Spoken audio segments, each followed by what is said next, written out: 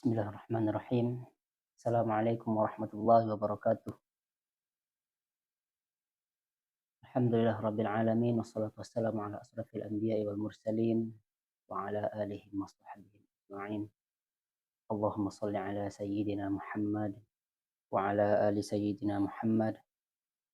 Alhamdulillah di kesempatan ini Allah Subhanahu wa taala masih memberikan kita kesempatan sehingga dengan kesempatan tersebut kita senantiasa melaksanakan rutinitas kita yang insya Allah akan bermanfaat untuk kita baik di dunia maupun di akhirat.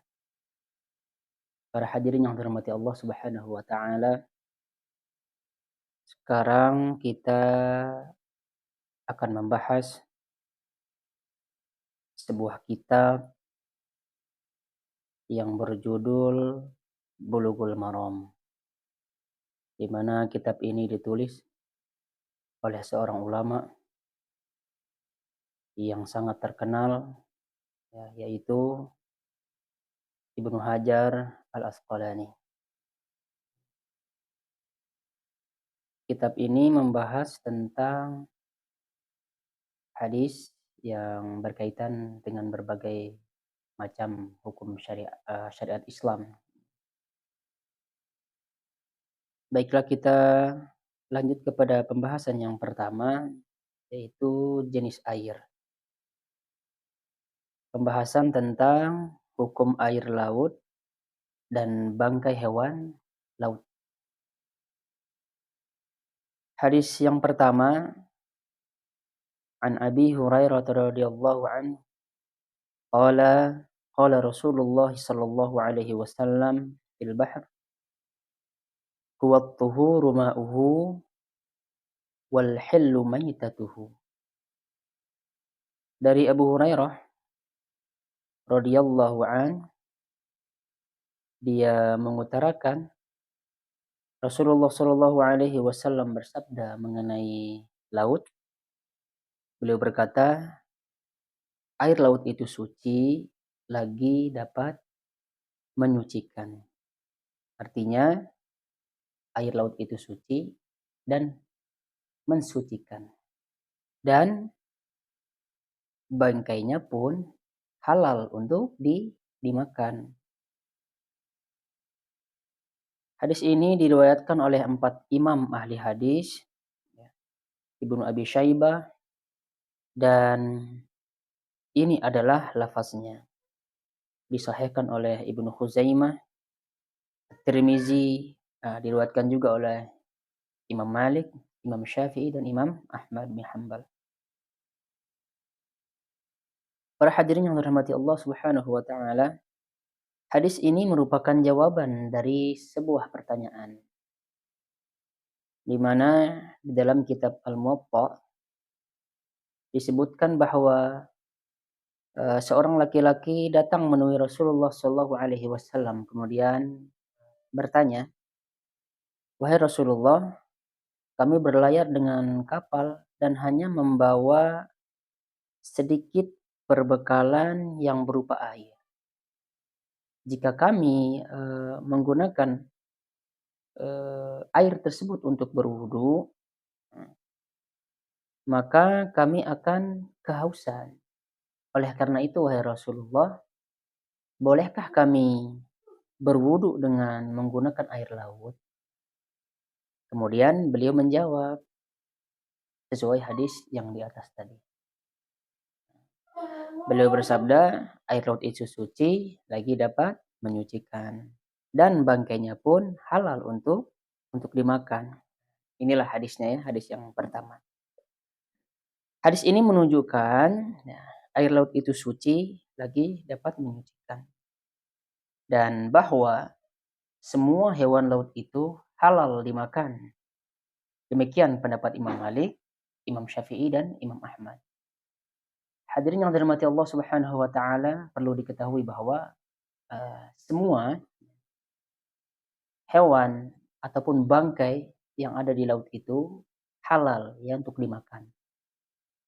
Walaupun dia itu berupa anjing laut atau yang buas, Shark contohnya, apa, apa shark teh? Hiu ya, hiu, ikan hiu, terus ular laut, babi laut misal ya. Nah itu bisa halal halal, untuk dimakan. Ada juga, hewan air pun halal untuk dimakan, kecuali ya seperti buaya dan kepiting. Nah ini berbeda ya pendapat para ulama. Para ulama berbeda pendapat dengan, perihal buaya dan kepiting. Tapi bagian mazhab Syafi'i, mereka mengharamkan. Tapi pendapat yang lebih kuat, buaya termasuk hewan yang bisa dimakan. Adapun pendapat yang mengharamkan untuk dimakan, berlandaskan bahwa semua binatang yang bertaring, yang punya cakar, itu haram untuk dimakan. Sedangkan pendapat yang lain, dia kembali kepada hadis yang tadi yang kita baca. Jadi halal untuk dimakan. Tapi yang jelas, para hadirin yang dirahmati Allah Subhanahu wa taala, yang jelas keharamannya itu untuk dimakan adalah daging buaya darat. Itu haram, sudah jelas keharamannya. Para hadirin yang dirahmati Allah Subhanahu wa taala, adapun intisari hadis ini, itu yang pertama, kesungguhan para sahabat untuk memperoleh ilmu. Dari mana kita ketahui? Ini diketahui dari asbabul wurud hadis tersebut, ya. Para sahabat, pertanyaan, mereka kepada Nabi Shallallahu alaihi wasallam tentang hukum air laut. Dan ini juga menunjukkan bahwa wajibnya merujuk kepada ulama jika terjadi sesuatu atau ada permasalahan yang sulit untuk dipahami. Bagi kita-kita ini ya, kalau misalkan ditanya dalam suatu perkara atau satu hukum, kemudian kita tidak mengetahui jawaban daripada pertanyaan tersebut, jadi kita tidak boleh, mengada-ngada atau menjawab sesuai dengan hawa nafsu kita. Ini akan mengakibatkan fatal nanti ya di kemudian hari. Kalau misalkan kita tidak bisa menjawab pertanyaan tersebut, maka katakan tidak bisa atau tidak bisa menjawab. Oleh karena itu, ini akan kita tanyakan kepada guru-guru kita.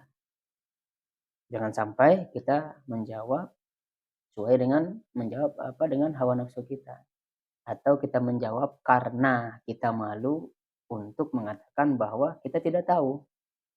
Biarkan saja kalau misalkan kita tidak tahu, ya kita tidak tahu. Itu ya yang pertama. Yang kedua, intisari daripada hadis ini adalah air laut dapat membersihkan atau air laut dapat mengangkat hadas kecil maupun hadas besar. Nah, jadi kalau kita berada di laut, tidak usah capek-capek untuk mencari air tawar.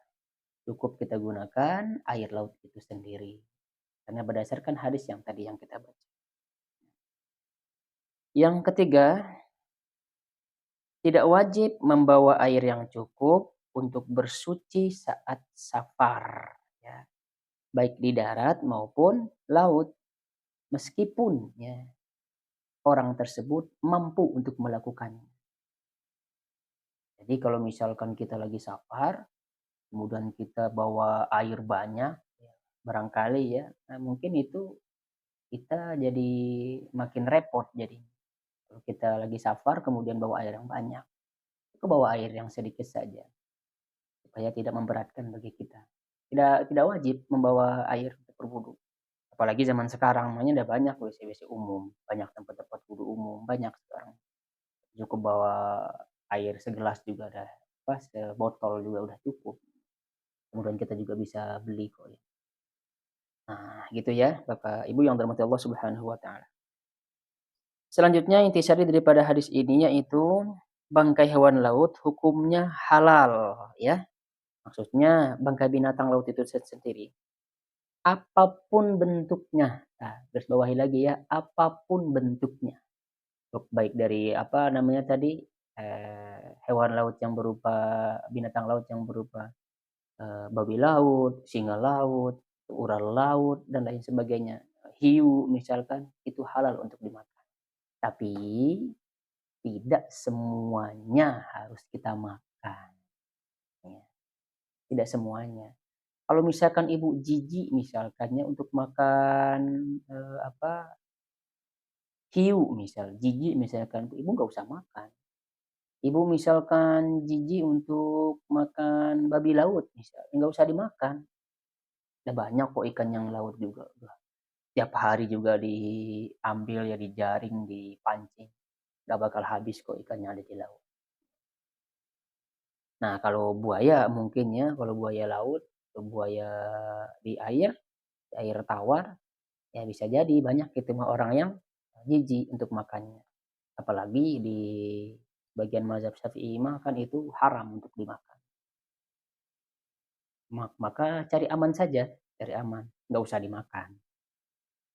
Oke, ya. Baiklah para hadirin yang dirahmati Allah Subhanahu wa taala, cukup sampai di sini pembahasan kali ini. Mudah-mudahan ada manfaatnya. Kita tutup dengan membaca doa kifaratul majlis. Subhanakallahumma wa bihamdika asyhadu an la ilaha illa anta astaghfiruka wa atubu ilaik. Assalamualaikum warahmatullahi wabarakatuh.